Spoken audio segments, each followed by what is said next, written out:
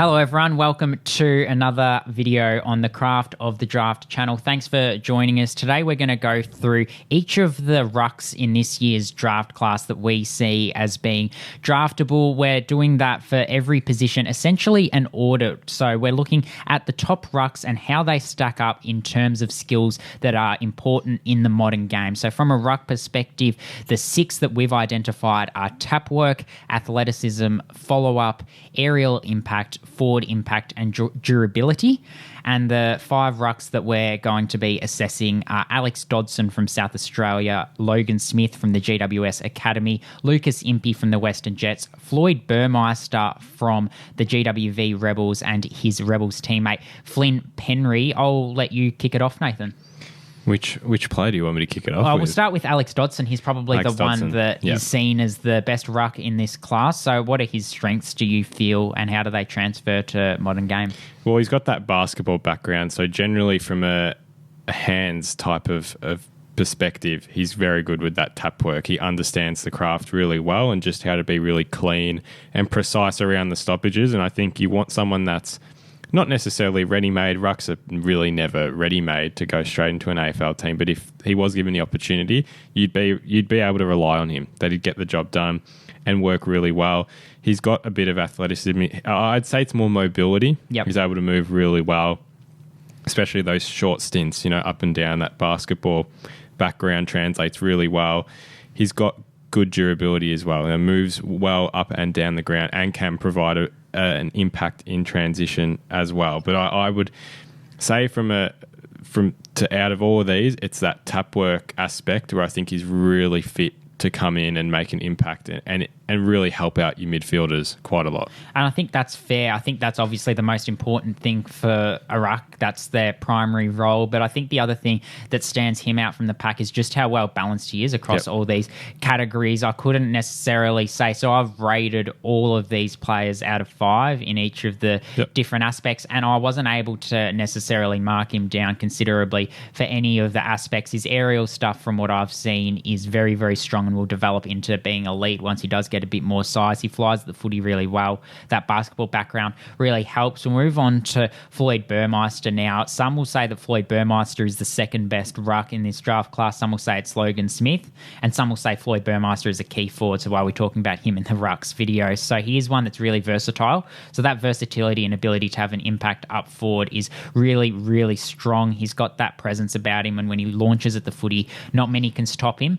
I think from my point of view, what holds him back and what's going to see him taken a little bit later is those fundamental skills that you want your bigger players to have, that ability to take a contested mark long down the line and inside 50. I haven't seen it as much from Floyd Burmeister, but in terms of athleticism and durability, that side of things is really strong. So it'll be really interesting to see whether he's developed as a ruck or a forward, because there's some things to work on, but there's a lot of excitement with that mobility.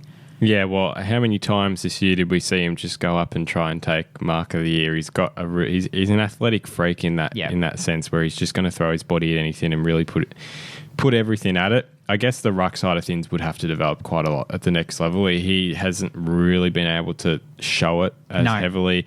We saw him thrown into the ruck the first game against the country's game against SA, where Alex Dodson was quite dominant over him. So the strength side of things, is still a lot of room to build, but I do think you've got a talent that you can work with quite a lot, like you mentioned, at that next level. And just to absolutely reiterate what you said, when you say it's the first time he's in the ruck, that's the first time in his career he played ruck. It was for Vic Country. So when you say there's development, there's certainly development, but he's coming from a long way back. So how much that's able to develop, there's certainly a lot of scope there for Floyd Burmeister. We'll move on to Logan Smith, who you've seen a bit more of than I have, but he's one who played for GWS's academy, was really solid in the first part of the season, and his tap work is probably his strength, I think you'd suggest. Yeah, well, I watched a bit of him in the VFL this year, and that's where I thought he was able to show what he's worth at the senior level. He's very big already. In terms of strength development, I don't think there's a lot. There's still obviously a lot, but he's already quite built for his age. It was the tap work that stood out for me. He is quite mobile around the ground, and his follow-up effort was really noticeable. I think defensively as well, he works back and acts as I guess, an anchor in transition to keep it moving forward and be there if the turnover comes. He's that tall target that you have to get through, and he is quite imposing. So that's what I like about him. I guess endurance-wise, he does struggle to move up and back as the game goes on, and he can be left in kind of areas of the ground where he's stuck at times. But I do think from a tap work point of view, a mobility point of view, he'll fit into that Giants system really well. He kind of, and you've seen that through the academy games he plays, he already kind of plays that way the Giants like their rucks to play, where they're mobile enough to help you in transition, but they can quiet down at times and play less of a role. So he'll definitely work well at the Giants if he does end up going there. Really looking forward to seeing him. A couple of things I just want to touch on that you mentioned. The fact that he's played VFL, that's something that's really, it's a real standout for a ruck, and that aggression as well. So we don't have that as a category, but when you look at rucks, I guess, in the modern game, I guess the Luke Jackson and Sean Darcy pairing is probably a good one to look at. One's much more of that athletic type, but you do still have room for players that are quite aggressive. The fact that he's got a little bit of both is going to hold him in really good stead. So looking forward to seeing how he develops. Lucas Impey is the next one, another player who got some VFL opportunities with Williamstown this year. He played in their wildcard round, in fact. So, yeah, really strong player and already quite well built and quite aggressive as well. Played for Vic Metro. His tap work probably isn't as strong as some of the others on the list. Neither is his athleticism, given he is that sort of bigger bodied ruck, but his follow-up around the ground, his ability to really impose himself is quite strong, and his durability and endurance as well really stands itself out. To me, he has played for a lot of the year as Western's sole ruck. He doesn't get as much of a chop out as some of his counterparts on this list do, so we haven't seen as much of his forward impact, so he's marked down a little bit there. We know rucks need to be able to go forward, but he is able to run out 4 quarters quite comfortably.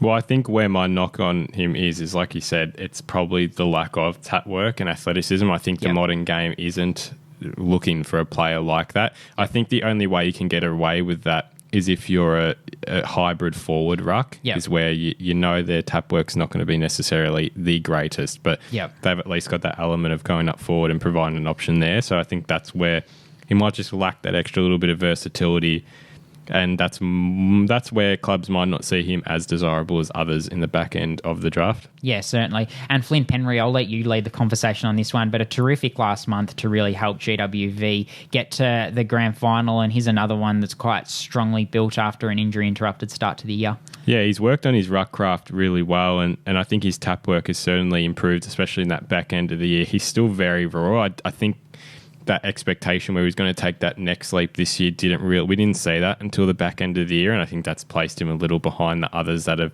had a bit more of an impact this year. In terms of follow-up, he's really good at ground level. He's clean below his knees and can impact in transition. You know, once the ball goes to ground in centre stoppages, where there's stoppages around the ground, you can expect him to make an impact and act as another midfielder rather than just that tall ruck that lumbers around and waits to see if he'll get his hands on it. He's really proactive, which I like about him. Didn't see a whole heap of his forward impact throughout the year, but I do think there's a lot to develop in him. I think it would be disappointing to see him miss out on getting to an AFL club, because I think there's a lot of potential left in him, and whether that means he goes again next year, we know mid-season draft rucks are quite desirable at that time of year. So I think he's got the potential at the next level. Whether he did enough this year is probably where the question marks lie. Worth touching just quickly on Zack Harding as well. He got a state combine invite, which indicates a level of interest. Again, he's probably that old school sort of ruck, strong and aggressive. He's done it against senior bodies out in the country for a couple of years and at the Murray Bush Rangers as well. Probably doesn't have that athleticism or follow-up of some of his counterparts though, but that sums up this video. We've got, Alex Dodson, who will likely go in the first round, Floyd Burmeister and Logan Smith in that next echelon, and then Lucas Impey, Flynn Penry and Zack Harding as your 50-50s. But thanks for tuning in to this video, and make sure you check out our other position audits and the rest of our analysis across our YouTube and Instagram channels.